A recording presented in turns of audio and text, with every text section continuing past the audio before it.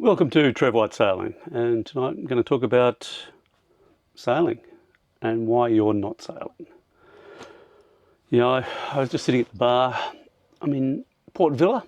I was at the Yachting Wheel bar chatting to a couple of, two couples actually, and we were talking about sailing and what it's like.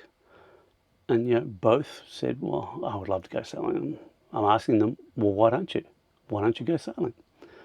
And one couple had plenty of resources. They had a couple of kids, so that was a consideration why they didn't go sailing with the kids. But then I asked you the ages of the kids, and the kids are like 8, 9, 12. I'm thinking they're not kids. These are teenagers. They're crew. There's nothing stopping you going sailing when you've got kids that age. I mean, they can winch a sail, they can start a motor, they can steer a boat, they can navigate, and if they can't, they will love to learn that stuff. In addition to that, they get to go scurfing and spearfishing and out playing with local kids in different countries, exploring places that they'll never get to see stuck in some suburb in one of our woke nations that is wrapping them in cotton wool and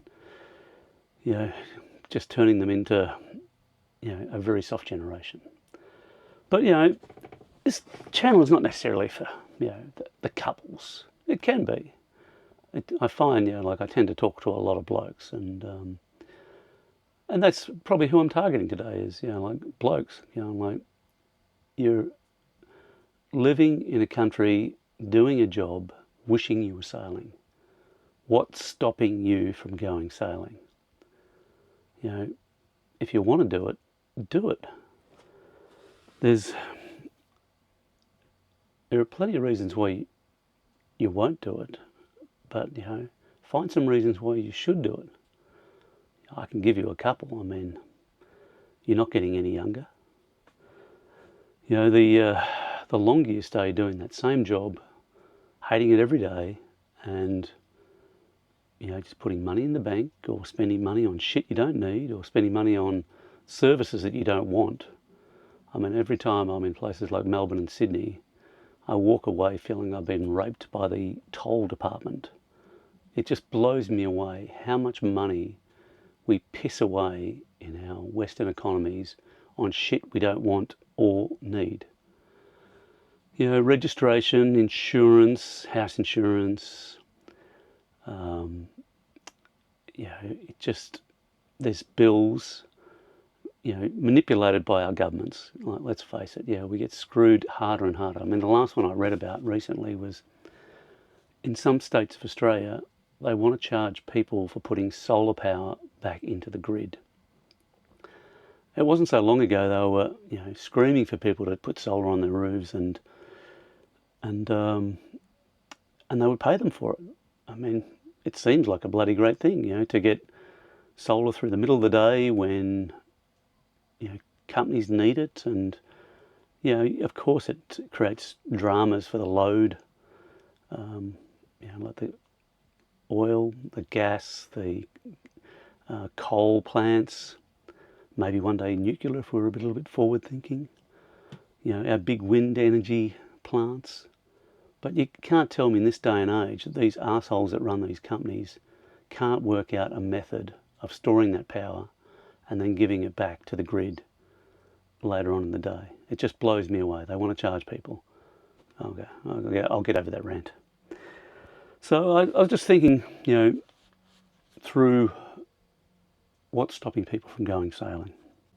What's stopping you? And let me just have a break for a moment. A little rumbo here, catch my breath. So this is why you go sailing. So you can be in a beautiful place like Port Villa. It's 30 degrees. I am sweating like a pig inside the boat doing the recording, but I've still got my rumbos. And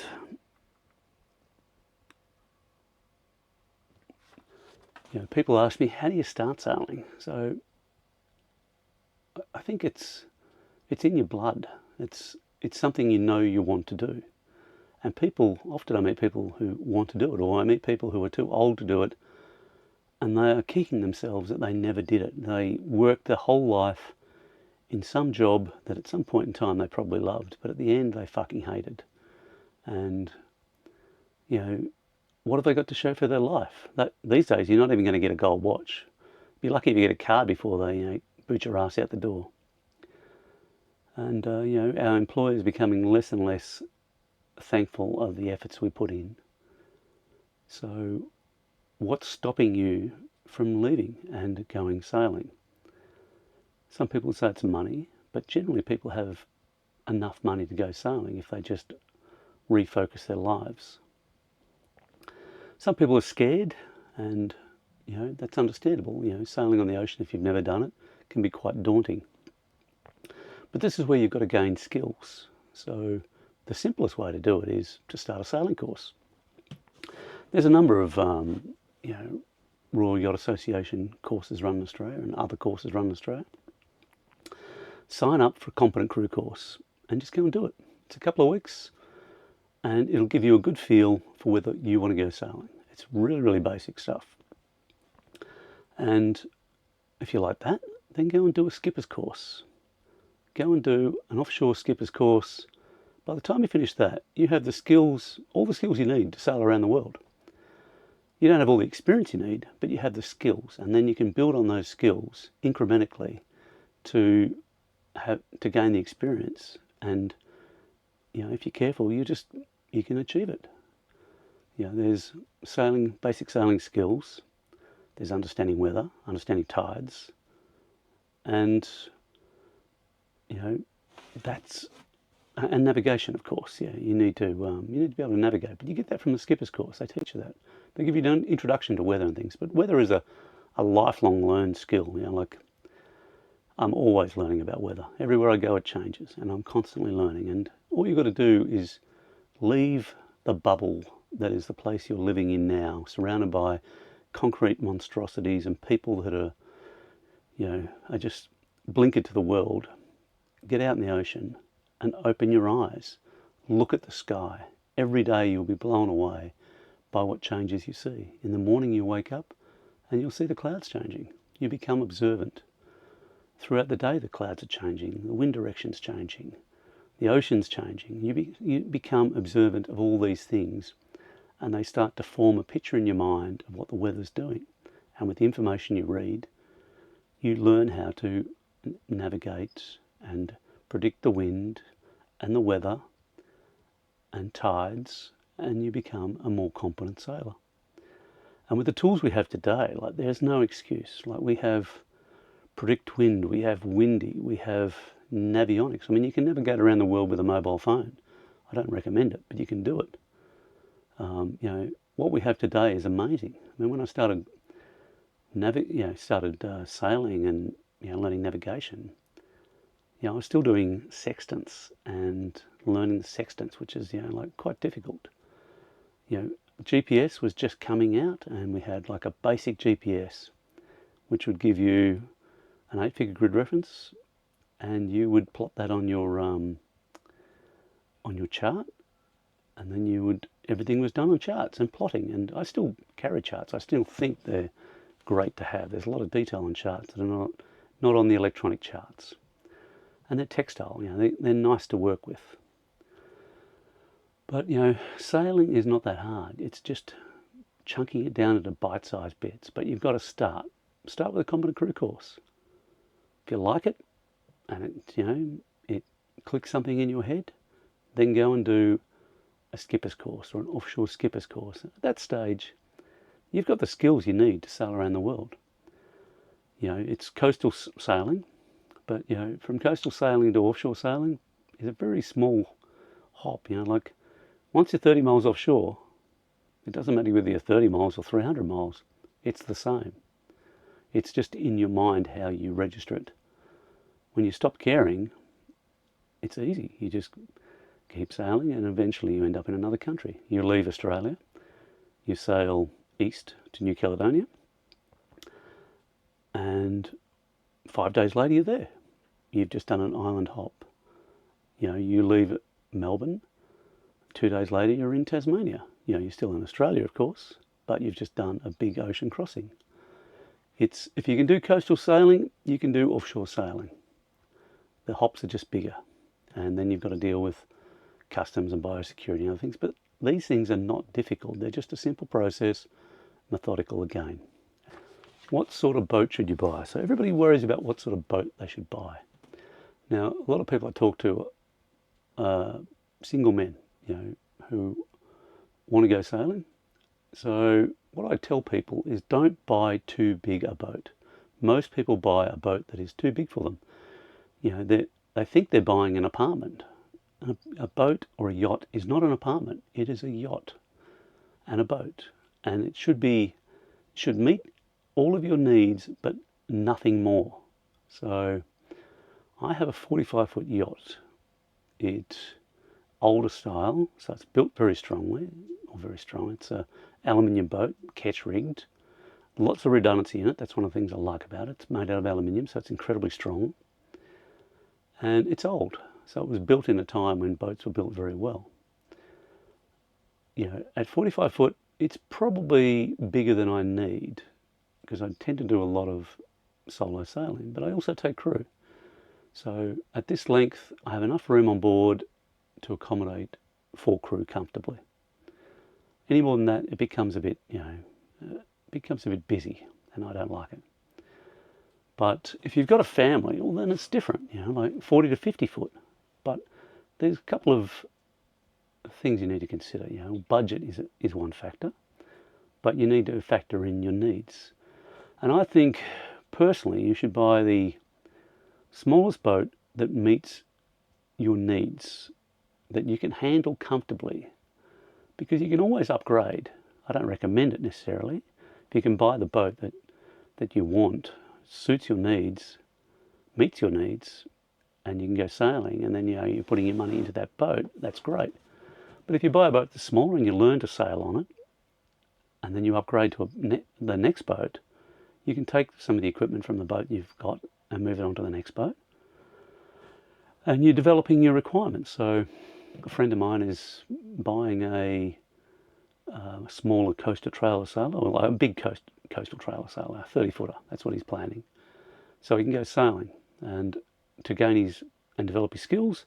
And because it's a trailer sailor, he doesn't have to do massive ocean crossings to go around Australia. He can tow it across the Bight and then sail to the next interesting part. He can skip, Geraldton to Broome, which or parts of that, and then get up into the Kimberley and explore the Kimberley. And he can just skip the places where it's difficult sailing at the best of times, and he can go to places that are more interesting and spend his time there. So it makes perfect sense to me. I'm sailing to those places, so I've got to do those long, hard miles, across the Bight and across Bass Strait and places like that. But I think buying a smaller boat within the budget you have is a smart way of doing it. Do you keep your house, or do you rent out your house, use some equity in your house to buy the boat?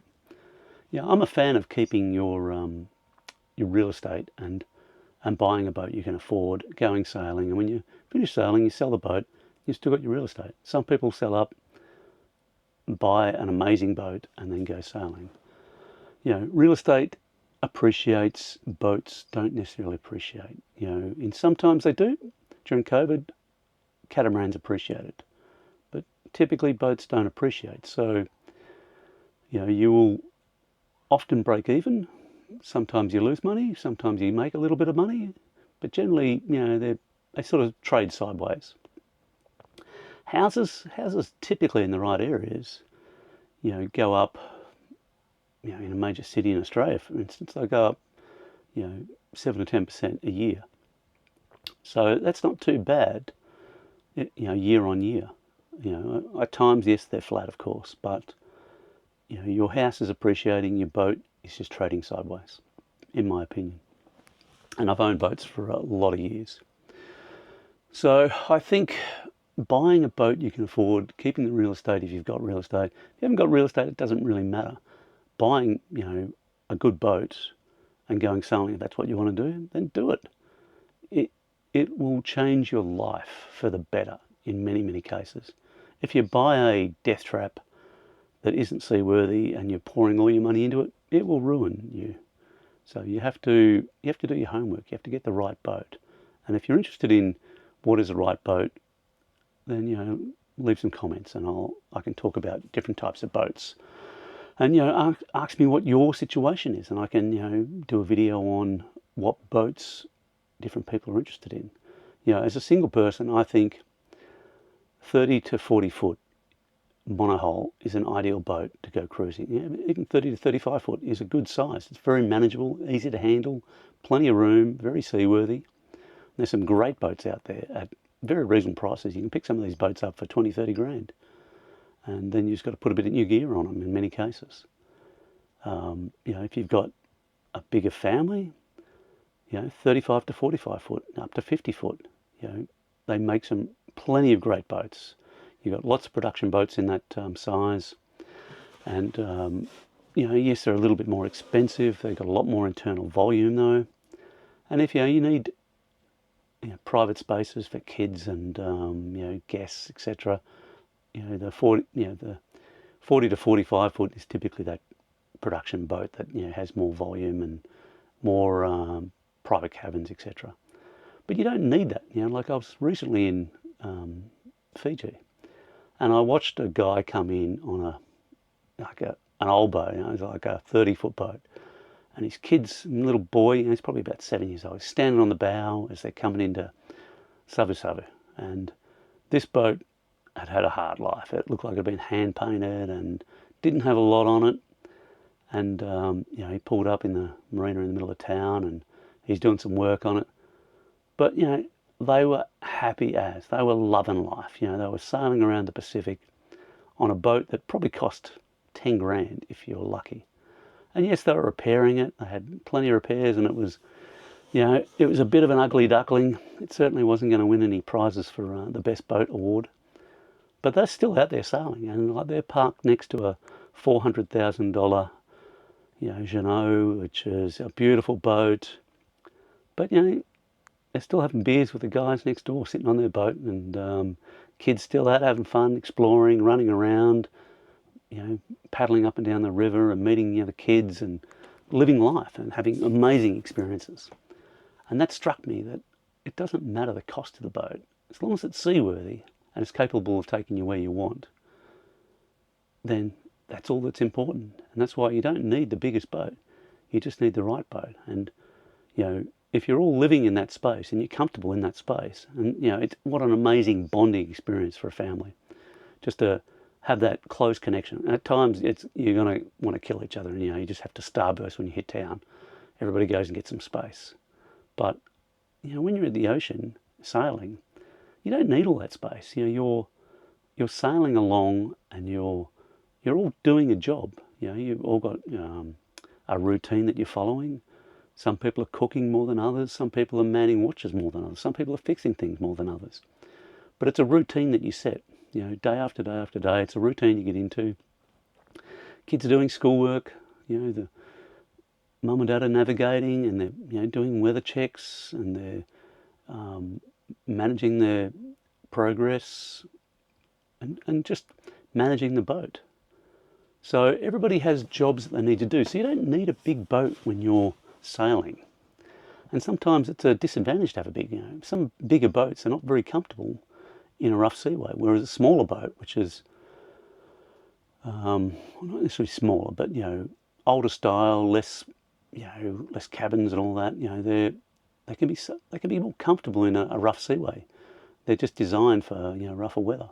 Some of our new production boats, they look beautiful and they're fantastic in harbour for having drinks on. And, yes, you'll probably get a Vogue award, but there's so much internal volume in some of these boats in a rough seaway. You're getting thrown from one side of the boat to the other. You'd be lucky if you can cook a meal in them.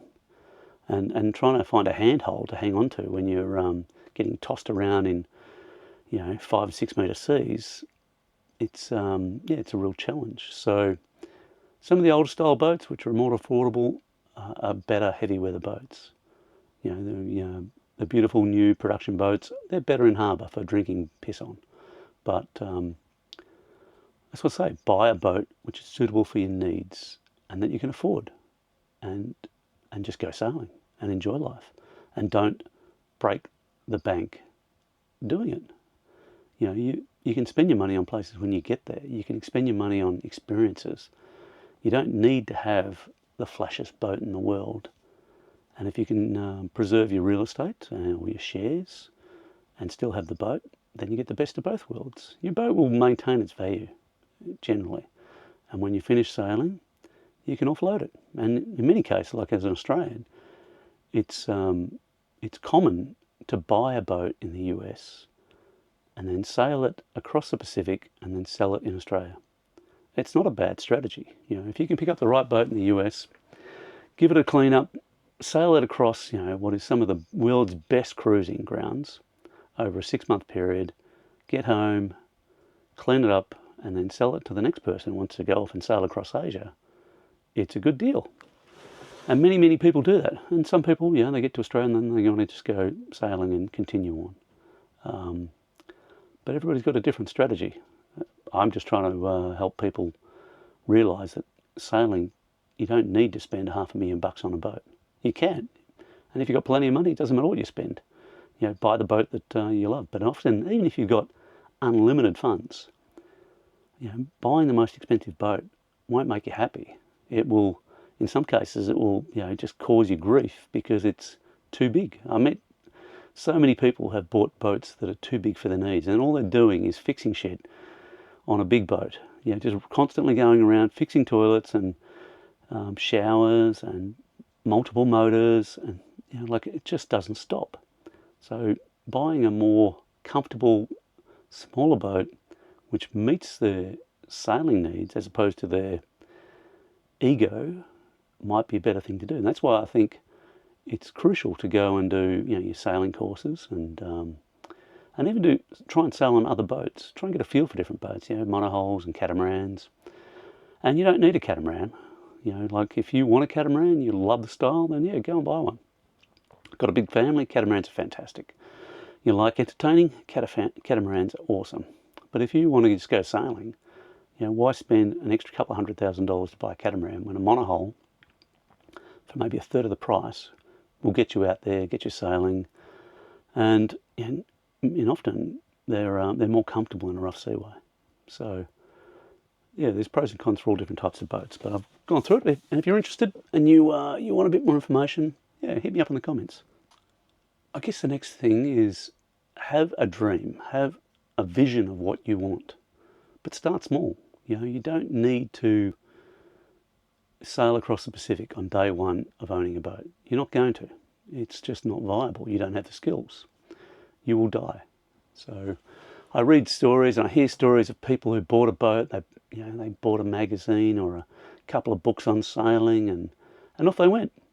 Well, I'm surprised they're not fucking dead. You need to have some basic skills, and that's why I say go and do a sailing course, because you'll generally get the skills and the confidence you need. Just things like getting in and out of marinas. You know, I once watched a couple come into Hervey Bay. They were loaded. They had plenty of money, and they came into the marina at night. It was blowing its ass off, and he still had half his jib out.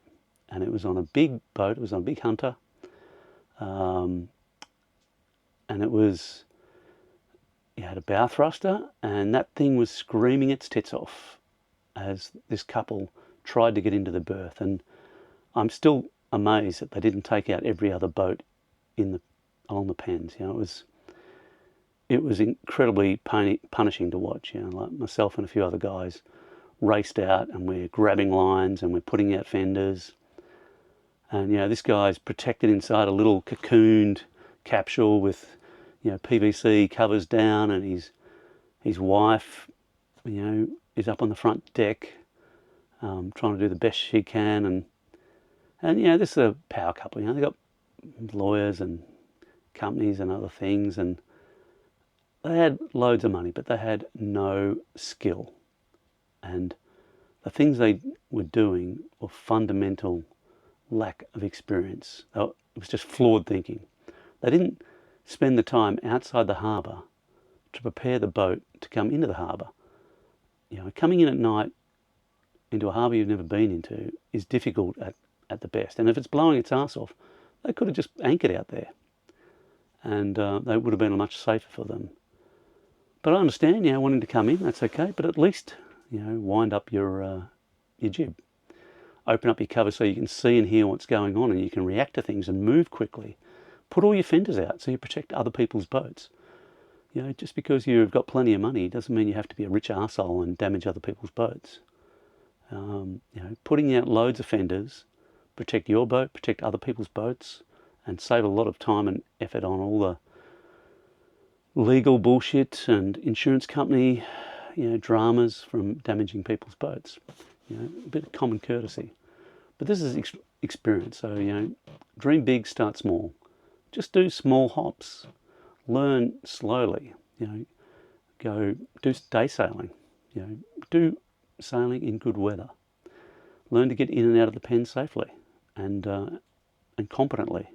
Learn about your boat's performance, how it handles, and communications between yourself and your partner if it's who you're on the boat. If you're solo sailing, learn to ask for help. Ring up the marine and say, "Hey, I'm coming in solo. Can you give me a hand?" And mariners will nearly always do that.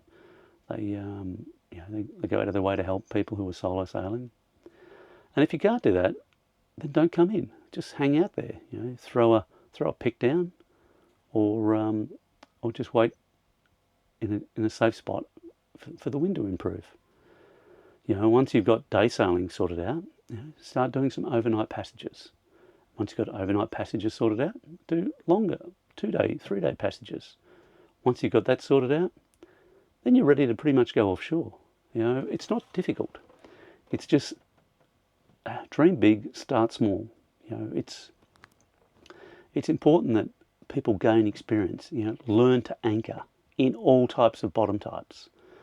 Make sure you've got the biggest anchor you can fit on your boat, and the best anchor, I recommend a Rockner or a Saka, a Mantis, one of these new style anchors which dig in like a tick, have at least 100 metres of chain, have the best quality chain you can afford, have a backup anchor and a backup chain and a backup rope. Like the backup doesn't need to be a full length of chain, it could be 15 metres plus a good heavy rope secured to your boat, and your main chain should be secured to your boat. Surprising how many people lose their chain because they didn't tie it in.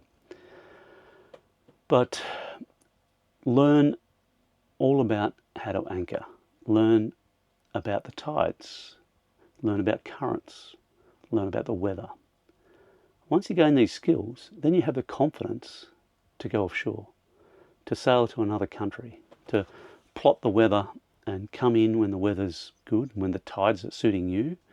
Because you need to be able to work out tides when you're coming into some of these places. Even in Australia, we have some big tides. Once you get up to around Rockhampton and up in the Kimberley, some of our tides are huge. Like 9-10 metres, and I think we even have 14-metre tides up in the up north. So you really need to understand the fundamentals, and it doesn't take a long time. It just takes an observant person who's willing to learn and continue to learn. Righto, how do you pay for it? How do you pay for sailing? A lot of people save up money for a year. They have a year's worth of cash. They rent out the house or apartment, or they put a manager in their business, and they go sailing. And after a year, they evaluate whether they're going to sell the boat and go back to work. And a lot of people, that's what they want. They go off for sailing for a year. Other people have rental properties. Other people have they're trading shares. And some people have YouTube channels where they're making money. Some of them are very successful at it. Other people have online businesses where they're running them. And a lot of these things are a lot cheaper. Not cheaper. A lot of these things are very doable today because we have Starlink. And we have really good satellite comms. And when we get to countries, we can get good data packs. And we can run our businesses, or we can run our investments from just about anywhere in the world. You have to do a little bit of preparation, but once you've got that sorted, it's easy enough to make money when you go and sailing. And I meet lots of people who are either in the share market, or they're trading, they've got investment properties, or they've just got, put savings away to go savings for a period of time. And some people have the ability to work. I meet people who, not the other day, I met a ship's captain, so he will sail for 3 months, he will work for 3 months, and the family stay in that location, do schooling, etc.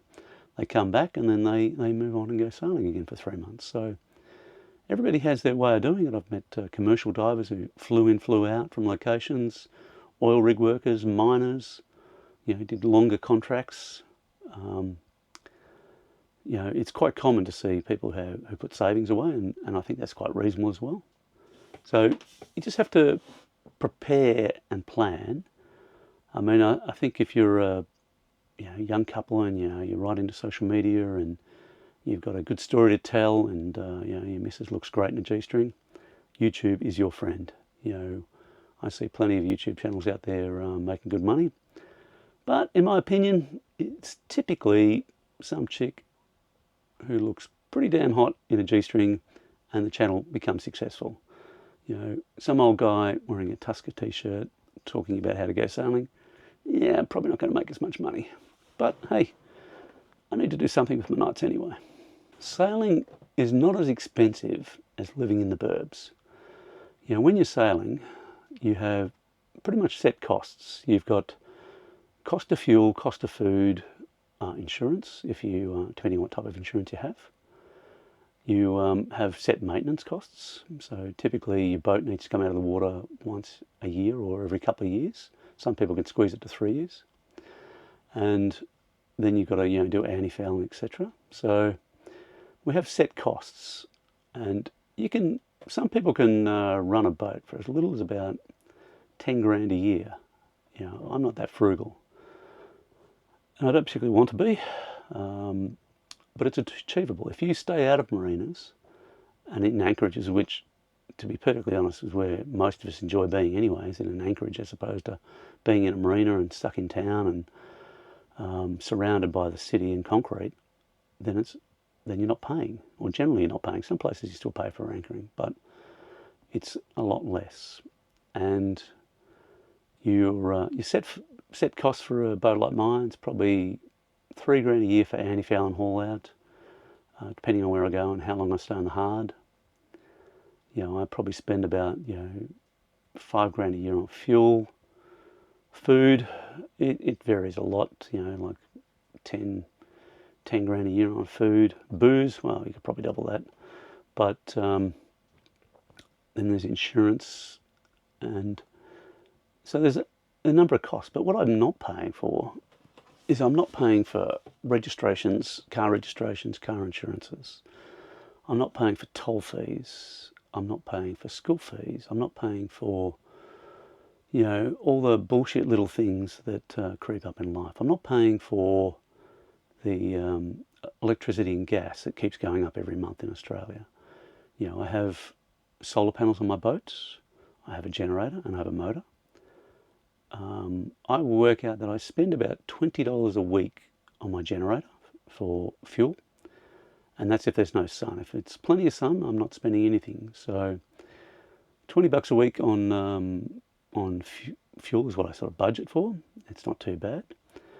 When it's nice and sunny, the sun's generating the power for me, and I'll put a bit more solar on this year to try and offset that even. It can be a lot cheaper when you're sailing. Like, you can make it as expensive or as cheap as you want. If you don't go out and eat in restaurants and you don't drink a lot of alcohol, and you're not spending a lot on expensive tourist things, then sailing can be really, really affordable.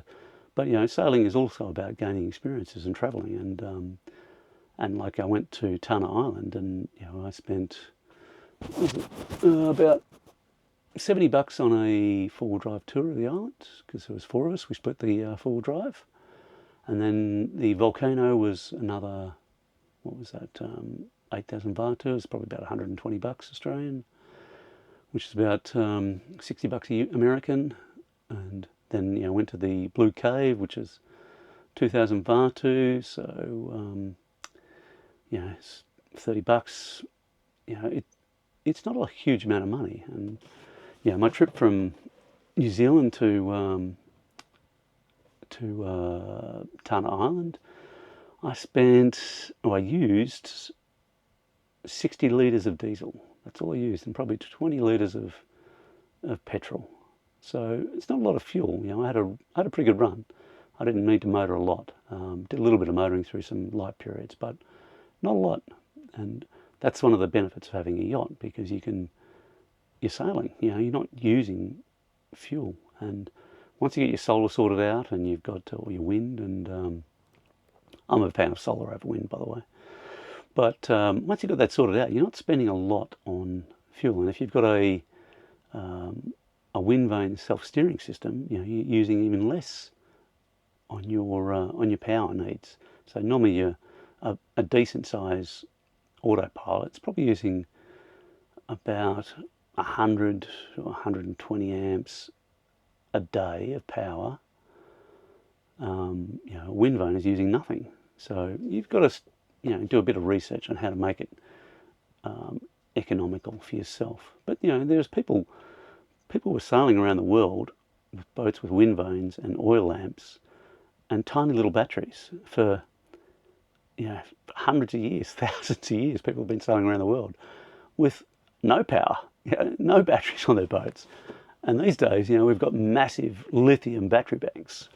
We have Starlink, and we have computers, and our energy needs are changing. But you can still do it. I remember losing my engine coming across the Great Australian Bight, and I went a week with no energy production. Like, my engine just wasn't going, so I had a couple of small solar panels, and I just turned shit off and just sailed old school.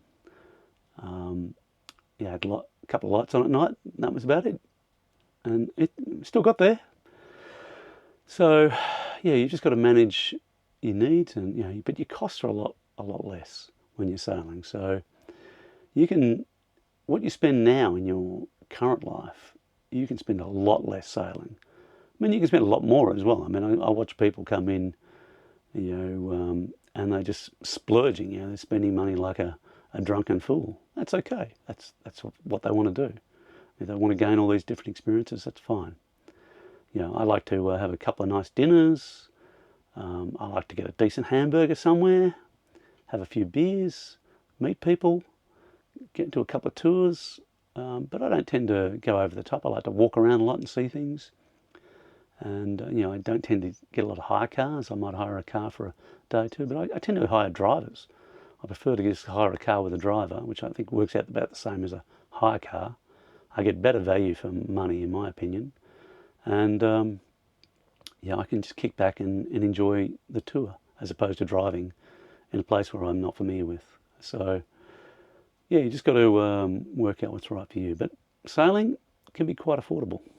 So one of the other benefits of sailing, particularly in the current economic and political climate, is you get to escape all the woke fucktards in our world. I mean, let's face it. It doesn't matter whether I'm looking at the US, the UK or Australia, New Zealand. We have got some of the biggest fuckheads running our political structures God has put breath in. I'm just blown away with where the political system has gone in our countries. It's hard to put words to it, so I'm not going to. But sailing, you get to come to places like Vanuatu, where it's very simple. They're still trying to build a country. They're not trying to destroy it. They're just trying to build it. People are trying to, earn a wage, put their kids through school, build a house, put food on the table. I think in a lot of our countries, we pay our youth so much money on the dole that all they want to do is rip down everything that previous generations have built. So sailing means you can escape all that bullshit, and you can come to countries where people still value what they have.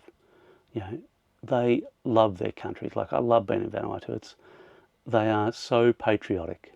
It's awesome. I wish I could see that in my own country. I wish in Australia I could see some patriotic people. It's so hard to find them. I love my country. I think it's an awesome country.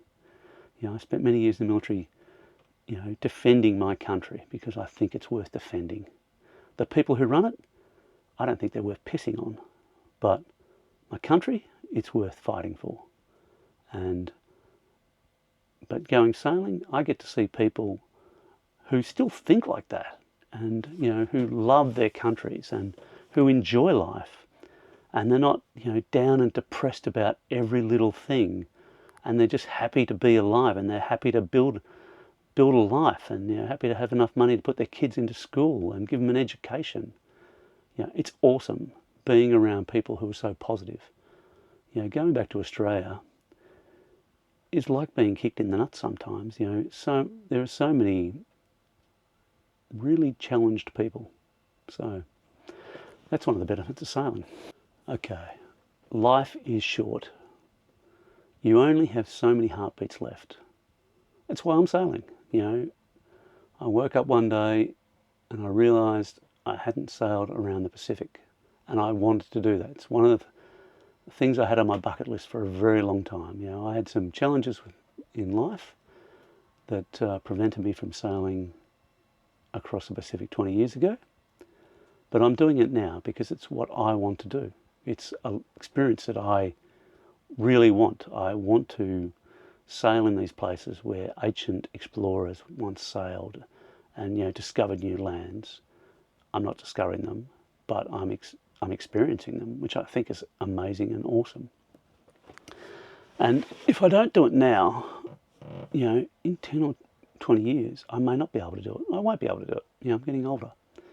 So you only have so many heartbeats. If you keep sitting around twiddling your thumbs, wishing you could go sailing, you never will. You need to make a plan and take action and go and do it.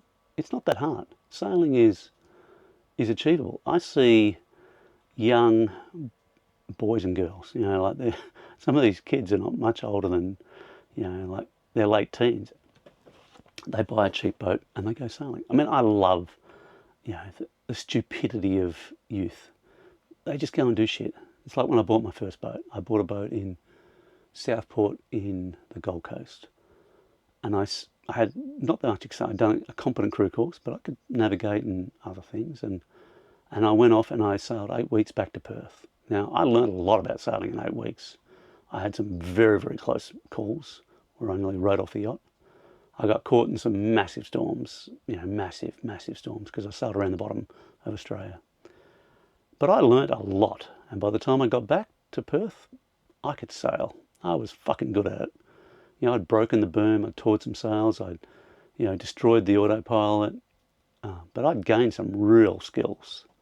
And that's what I love about watching young people who are just too stupid to care, and they just go and do it. And if they survive, bonus. As you get older, you probably become a little less flamboyant, but it's still doable. It's still achievable to just go sailing. Gain the skills and just go and do it. Those heartbeats are just ticking away, man. So another question I get from blokes, a lot of blokes, divorced, single, can I solo? I go, fuck yeah, of course you can solo, mate. It's not that hard. Solo sailing is about learning the skills and then getting the equipment on board your boat and just chunking it down until you can sail that boat solo. And this goes back to buying the right boat. If you have plenty of money and you go and buy a 60-foot motor sailor, yes, you can sail that boat solo, but I'll stand fucked if you can put that boat into a pen solo. That will be a real challenge. That's a Pepsi challenge. Yes, you probably can if you've got, bow thrusters and stern thrusters and, you can walk it in there, but it's still going to be a challenge to get that thing in the pen. But you go and buy a really nice, comfortable 35-footer, damn easy to get in the pen. You don't even need bow thrusters or stern thrusters. You can just roll it in there, step off the side, tie up the lines, done. You look like a fucking pro.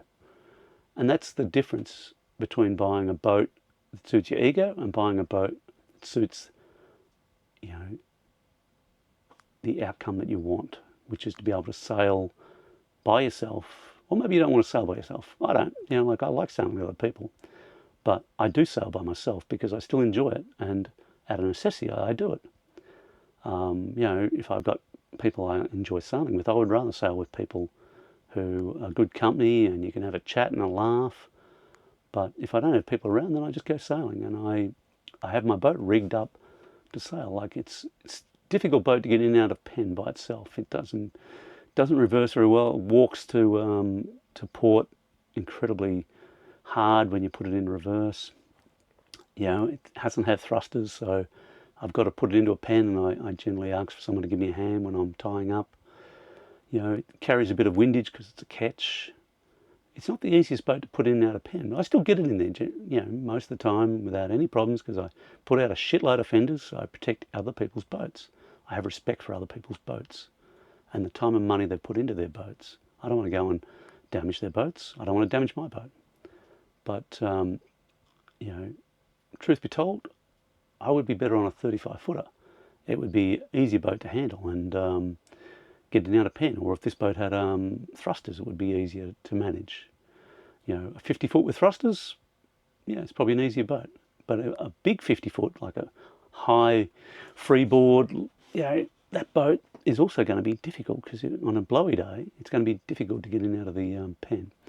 So the key for solo sailing or sailing by yourself is buying the right boat and then learning how to sail that boat, setting it up.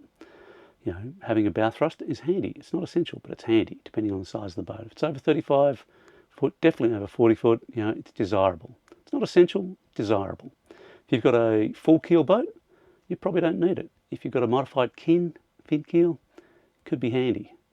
A lot of the newer boats have them, but often they're too small.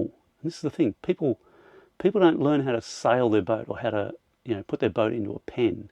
They're relying on some pissy little thruster that doesn't produce enough thrust, and it's screaming its ass off when they're trying to put in the pen. It's really embarrassing to watch. If these people actually learnt how to drive their boat and moor their boat without a thruster and then relied on the thruster when they really needed to, they'd be in a much better position. You know, and this is because people are just lazy. They think they have the skills when often they don't. So the other thing is, well, you know, setting up your boat for soloing is, you know, you have to be able to manage the rig. Like my boat is a very traditional boat. Like everything's at the mast, but I have autopilot. So I go forward, I reef at the mast. I don't reef back in the cockpit.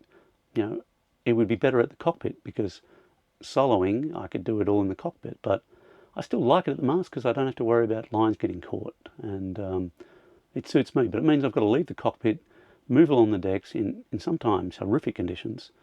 You know, it becomes a bit exciting. So a boat that is, you know, where you can reef back in the cockpit is really handy. The other thing is self-steering and wind vanes. So you want good autopilot, self-steering, wind vanes. You want to be able to, you want to have like a decent electric autopilot, good quality one. It needs to be over-specced. Don't under-spec your autopilots. You want to over-spec your autopilots. You know, having things that are too small, they will fail. And marine stuff fails quite regularly because people under-spec it. You need to over-spec it. You know, mine is a really heavy chain-driven system onto the quadrant, and you know, it is over-specced for this boat, but it does a good job. Sometimes I still blow fuses. And then I have a backup wheel pilot, and then I have a Aries wind vane, which is it's nearly as old as I am, but it still steers this boat well. And then I have a electronic autopilot that I can fit to the wind vane as a backup as well. So I have layers of redundancy. Do I need them all the time? No, but I just like having redundancy. It's the same as my sails. I have a main, I have a mizzen, and I have a head sail, and then I have a staysail. And I put the storm jib on the staysail. I can put a staysail on as well. I've got multiple head sails. I have 2 jibs and a genoa. I've got 1 main, which it's and I've got a mizzen. So, and my main and my mizzen are not connected, which if I get rolled over, theoretically I won't lose both masts. So I think about redundancy a lot when as a solo sailor. I've got this boat rigged to manage situations where where conditions will be terrible, and I might get damaged.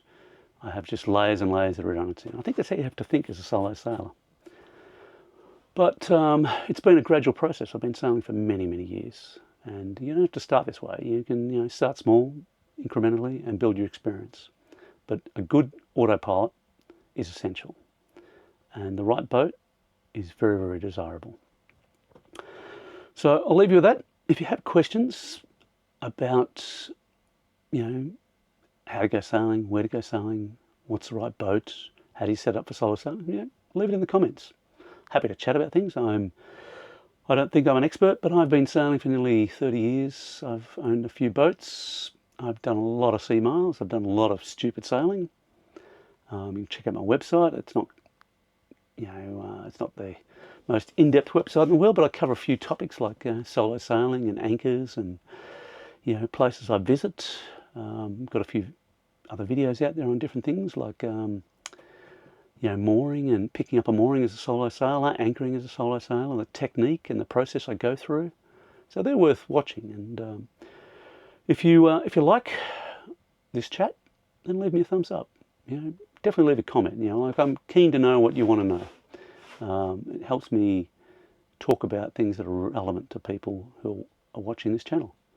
It's probably going to be a guy like me, a guy who wants to go sailing, and I'm all about helping more people get out there and live their dreams. I sit there at the bar and I chat to people and I tell them how to do it. Sometimes they get a bit glazed over, but I will sit there and happily try and convince them to go sailing because it's fucking awesome. Like I was sitting there for an hour to a couple in their 30s who had not young kids but almost teenage kids. And do it. Do it while you're young. The younger you can do it, it's fucking awesome. If you can afford it, do it. Create the opportunity to do it. You won't regret it. It's an amazing life experience. So just go sailing. Life is short. Those heartbeats are slipping away. Thanks for joining me. Safe sailing. I'll see you out there.